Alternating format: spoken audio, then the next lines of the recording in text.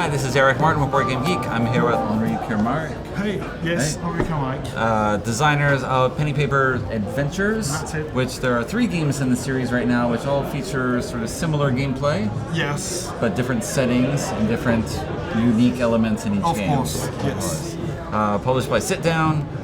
Maybe you can give an overview. I will of what try they to. are. Okay, so as you said, Penny Papers Adventures are 3 games of the same series, so they are centered on the same mechanic, which is what we call now roll and write.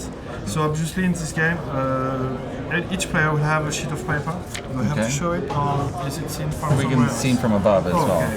So each player has got a sheet of paper with some little squares on it.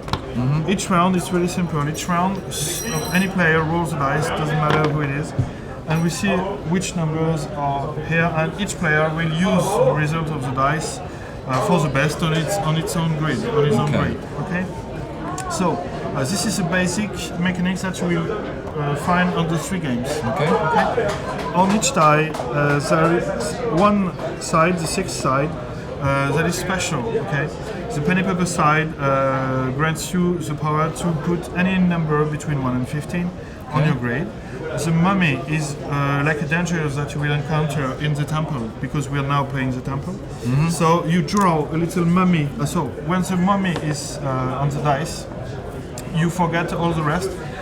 We mix all the sheets, and you take one, and you put a mummy in it, just to annoy the player always playing this way.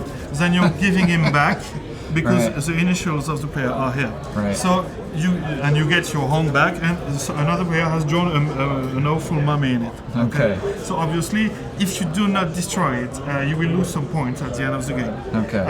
But if you put a 9 on one space adjacent to it, of course you will gain points because you have destroyed it. So you just cross the mummy. Okay. Very simple game. The key is here. When the key is on the dice, you can use the doors, squares, who are here on the. If it's useful to you to put some numbers in. Okay.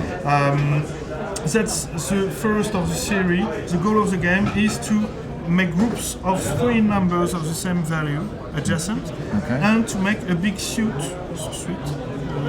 following a line. a line of 1, 2, 3, 4, 5, 6, 7, 8, 9, 10. Okay. The longest possible.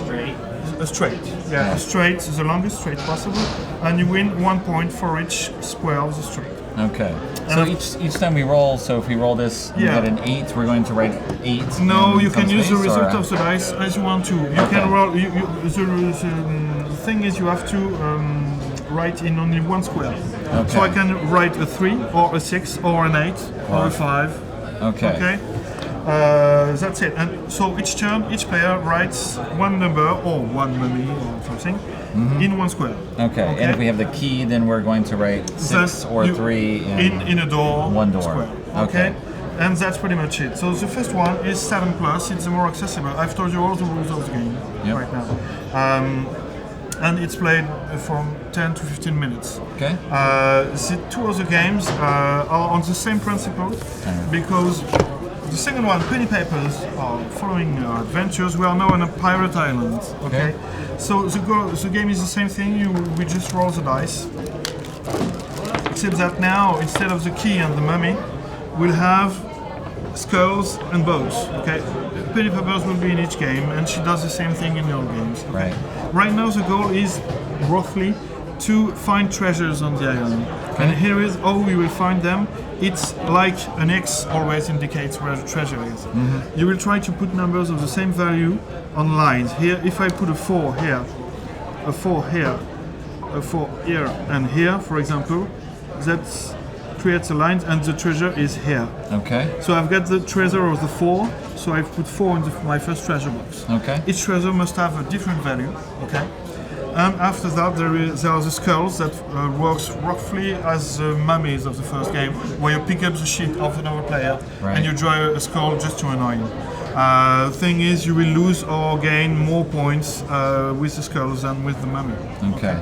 The boats act as wild things. You can draw boats around the island, and they will help you to find treasure because they can replace numbers of the lines. Okay. To help you find treasures. Because it counts as any number? Yeah, as any number. They can be used for several treasures. Okay. Okay. and the game stops when a player has found his fifth treasure. Okay. And that's pretty much it. So it's a bit less accessible than the first one, just because the work that is asked to... You have to conceptually Yeah, get and the thing is, you're crossing, exploring the island, so you write a 2 or 3, but you have to write numbers on adjacent squares from the one you previously wrote in. Okay. The first one, in the temple, you can write anywhere you want. Here you have to write adjacent to a square you already wrote in. Okay. Pretty much more difficult. And the last one is the Valley of Viracocha.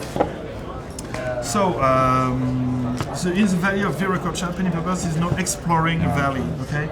As you can see, the grid is empty here. Why? Because the thing is, we are exploring and discovering things in this valley. Okay. What are we going to explore or discover?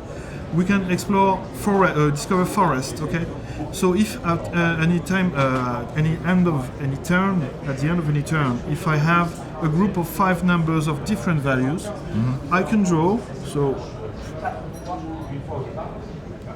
here I can draw a little forest around them. Okay. And I've discovered a forest. Okay. At the end of the game, it will give me 5 points for each forest. We can discover cities with 4 numbers of the same value, and we draw little things like indicate here. Mountains with numbers of value of 6 or plus. Okay. Okay. And a pyramid or a temple with numbers for 10 plus, but only on that configuration. Right. Okay. So the particularity of this one is that here you can vote in multiple squares each game, each round. So when I roll that, I can vote a 1, a 2, and a 5 in 3 different squares, always adjacent to squares you already explored. Okay. Which is not necessarily helping, because of course that's not going to get you these. I'm not going to get these, but it can help me discover the forest. Yes. It's less points, but the thing is, the game ends when the player has completely fulfilled his grid, and he has a bonus of 7 points. So it's a bit like a race, you know. The one who is deciding to make only temples, because obviously they are making 15 points, he will fill less squares than the one who is deciding to play more forest or cities. Right. And there is also those buildings. Yeah, the special dice. This is Dakota Smith, the sidekick of Penny Papers. Okay. He's helping out by discovering special buildings, the camp, the statue, or the mine. Okay.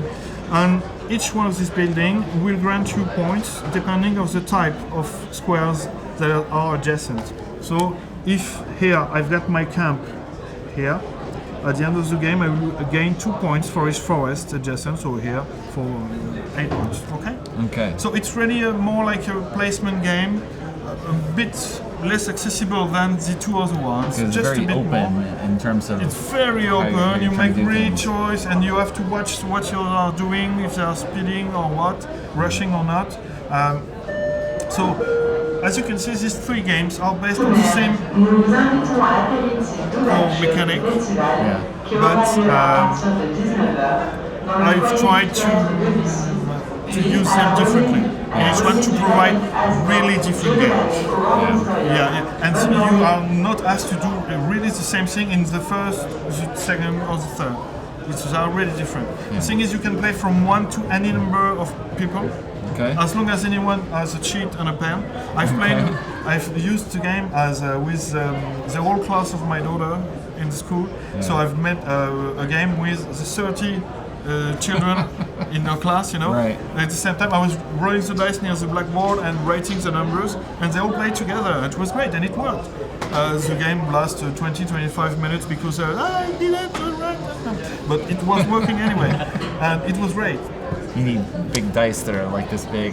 It could be cool. It could be better. Everyone can see. It could be better. But I didn't have that. No, but I mean, it's good that it works that way, and you can imagine definitely that's how you can demo it for a crowd. Well, the publisher would like to make a real crowd playing together, and that would be cool. That's what we talked about. We will see if we can do that sort of thing one day, but that's the goal of it, pretty much. Okay. That's it. All right, so we've got 3 games now. Yeah. Obviously, it's a system that can work for other ideas. Yeah, so. for sure. And Penny Papers can have more adventures. Right now they're just out, so you're gonna see how that works. And if people just like it, and after that we're gonna see if Penny Papers have other adventures. Right now, there are already these 3 ones to use, and obviously there are a lot of things to do with it. So All right. we'll see. Thank you, Henri, for the overview. Thank you. Yeah.